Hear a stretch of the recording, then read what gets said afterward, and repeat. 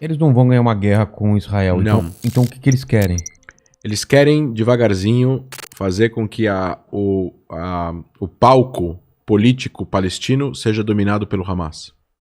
Isso é uma briga de duas vertentes do sunismo, do Islã sunita, que é moderados e que aceitam acordos versus visões da Irmandade Muçulmana Sunita Radical que visa participar do processo político através da religião. Então, de um lado você tem Egito, Arábia Saudita, Emirados Árabes, os jordanianos, conversando com os americanos, conversando com os israelenses para tentar chegar em acordos, etc, etc. E do outro lado você tem o Hamas, você tem a Irmandade Muçulmana, você tem o Estado Islâmico, a Al-Qaeda, o Qatar quer conversar com todo mundo, quer conversar com esse, quer conversar com aquele, a Turquia agora entrando, porque o Erdogan também tem essa questão... Ah, é? A Turquia também tá? O Erdogan, especificamente, é bem agressivo. Tá. É. Mas com esses ataques eles ganham relevância, é isso? Ganham. Enquanto que em setembro ou outubro do ano passado, Israel estava assinando acordos de paz com os Emirados. O Hamas estava no escanteio.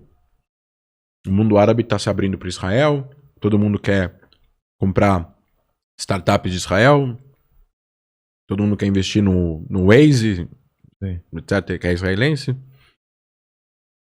De repente, o cenário palestino ficou em segundo plano.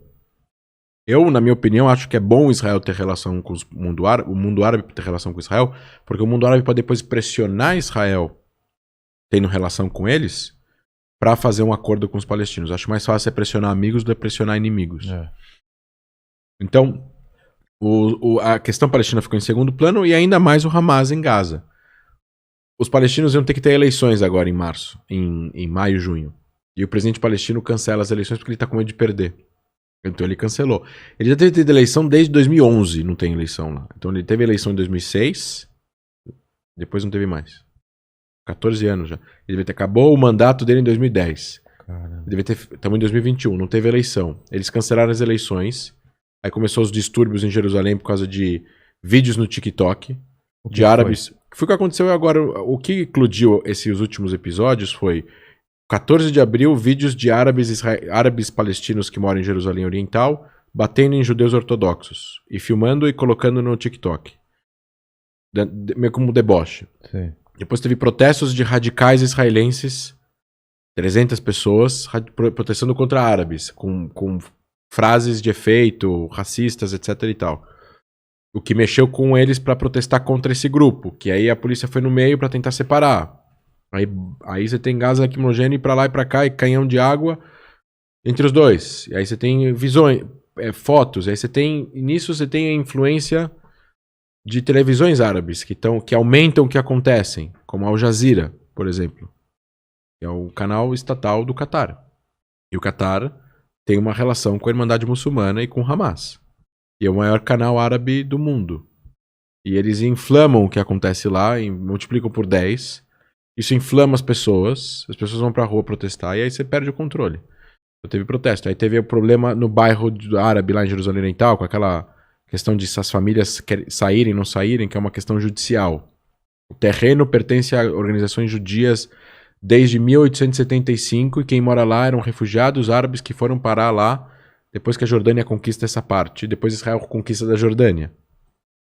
Era inglês, a Jordânia conquista, depois Israel conquista da Jordânia. Então aquele território volta a ser controlado por Israel. Volta não, porque Israel não controlava, mas Israel começa a controlar em 67.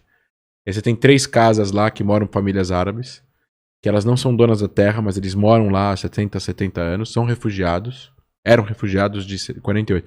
A questão é que, por que eles ainda são refugiados, né? Essa é a grande pergunta, né? Mas eles não precisavam ser, mas eles são considerados refugiados porque fica perpetuando esse status. E aí você tem uma questão judicial de gente que tem terreno e quer reaver a posse ou pagar aluguel. Eles não pagam aluguel há 20 anos.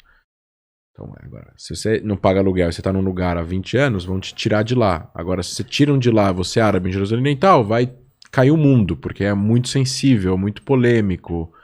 Tem um monte de simbolismos e agendas e polarização mundial. E aí você entra nos Estados Unidos, ou seja, você tem, olha o envolvimento americano, russo, de grandes potências por causa de 3 famílias, 4 famílias.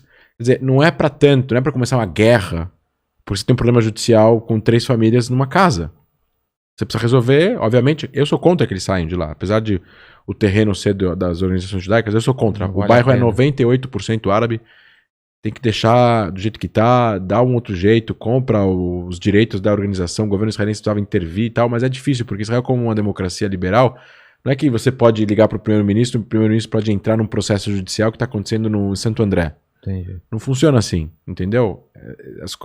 Existe uma divisão de poderes aqui. Não é a Rússia. O Putin pode ligar pro juiz e falar, toma essa decisão e acabou.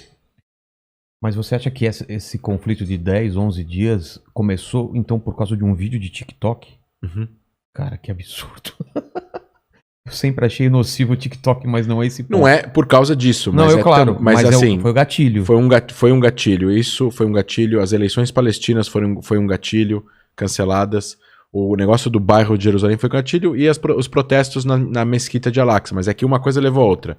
O protesto do TikTok levou protesto. O negócio. As agressões do TikTok levou protestos judeus radicais, que levou o protesto do outro lado, e ao mesmo tempo, em paralelo, a questão das eleições palestinas e o negócio do bairro.